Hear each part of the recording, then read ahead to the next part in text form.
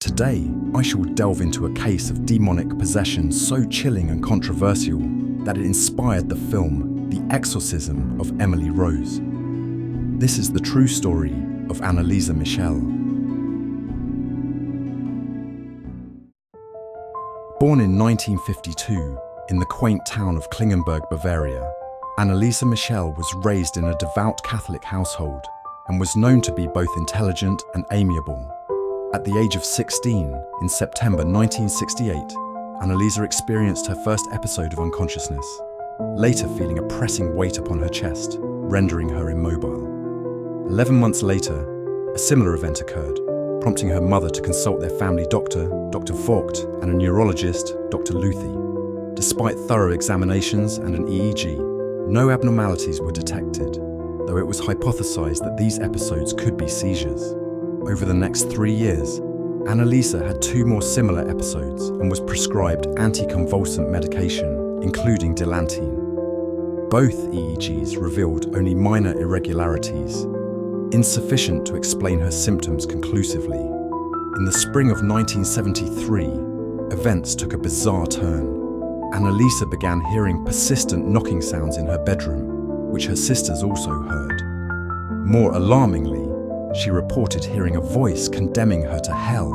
Her mother was further disturbed when she witnessed Anneliese staring furiously at a statue of the Virgin Mary, her eyes turning black and her hands appearing claw-like. In September 1973, during a neurological visit with Dr. Luthi, Anneliese described horrific visions of demonic faces tormenting her and expressed a belief that the devil resided within her.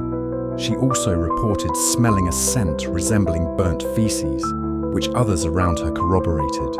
Around this time, Anneliese's mother recounted these occurrences to Dr. Luthi, who allegedly advised them to consult a Jesuit, a claim he later denied. Nevertheless, the family sought out a priest, eventually finding Father Alt.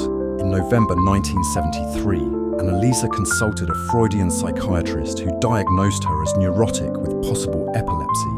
Another neurologist identified epileptic patterns and replaced her Dilantine with Tegretol, a stronger medication.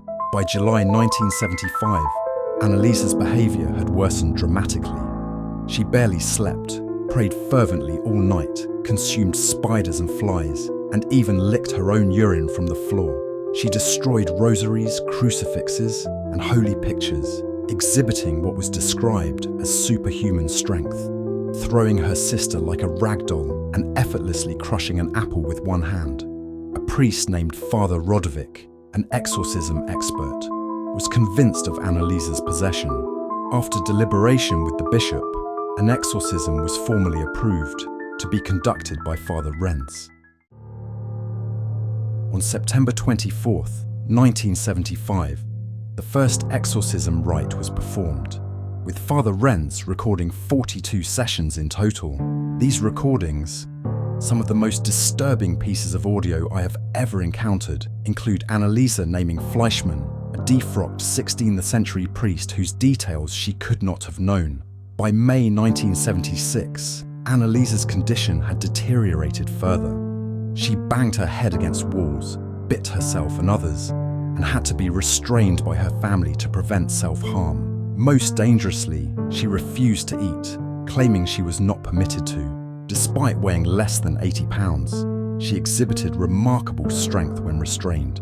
By June, her face was gaunt, and she refused medical attention despite a high fever. On June 30th, she underwent her final exorcism, pleading for absolution.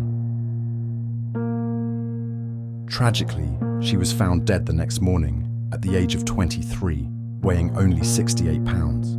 Following her death, Anneliese's parents and the 2 priests were charged with negligent homicide, leading to a trial in 1978. The defense argued that Anneliese's right to refuse medical treatment had been respected and presented evidence of her possession, including the absence of physical brain damage, contradicting the epilepsy diagnosis. However, the court sided with the prosecution, which argued that Anneliese suffered from psychosis and epilepsy, exacerbated by the exorcisms. The defendants were sentenced to 6 months in prison, suspended for 3 years, and ordered to pay court costs.